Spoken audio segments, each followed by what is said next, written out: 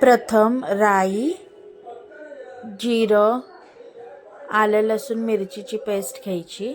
त्यासोबत गरम मसाला, हळद, लाल तिखट, कांदा लसूण मसाला, साठवणीचा मसाला, मॅजिक मसाला, धनेपूड हे सगळं घेऊन कांदा, टोमॅटो, तोंडली आणि वाटाणा हे सगळं घ्यायचं समांतर. नंतर तांदूळ घेणे. हे तांदूळ मी 5 ते 6 जणांच्या हिशोबाने घेतलेले आहेत.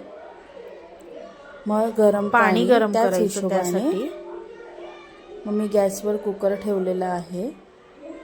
तेल मस्त तापवलं की त्यात राई, जिरे, राई चांगली तडतडली तेलामध्ये की त्यात जिरं, कांदा घालून घ्यायचा. कांदा असा मस्त लाल होईपर्यंत परतत राहायचा. एकदम लाल पण नाही, कांदा चांगला गोल्डन कलरवर आला की त्यामध्ये टोमॅटो घालायचे आणि थोडंसं मीठ घालायचं की जेणेकरून कसं टोमॅटो गळले पाहिजे.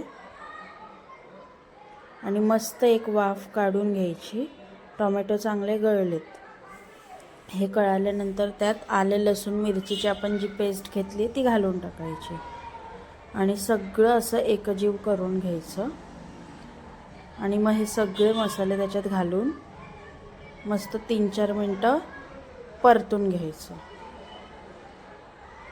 असं सगळं तेलामध्ये एकजीव झालेलं पाहिजे.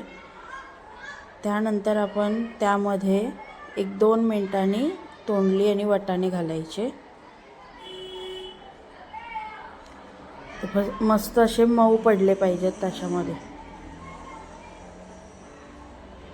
हे मी 5 ते 6 जणांच्या हिशोबाने सगळी भाजी घेतलेली आहे. तुम्ही तुमच्या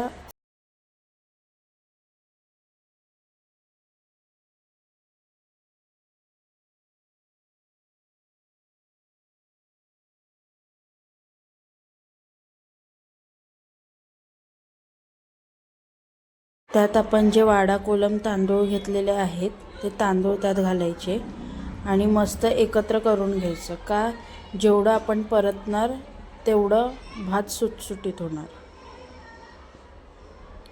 म्हणून ते एकत्र असं मस्त परतून घ्यायचं.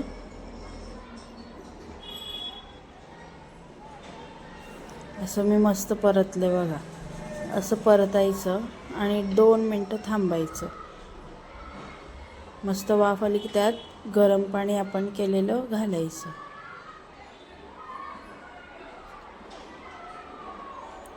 ते पण तुमच्या ह्याच्यानुसार घालायचं. कसं तुम्हाला केवढं पातळ खिचडी लागते तसं.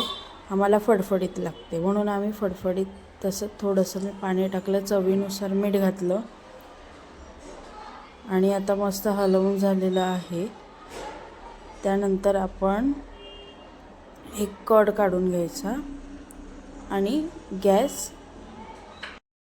त्यानंतर आपण झाकण लावून मंद आचेवर 2 शिट्ट्या काढून घ्यायचा. का तर भात खाली लागला नाही पाहिजे. असं मस्त भात तयार झालेला आहे आपला वाटाणे भात. कसा छान दिसतोय ना, एकदम टेम्पटिंग. भूक लागली असेलच. चला भेटूया पुढच्या रेसिपीमध्ये. बाय.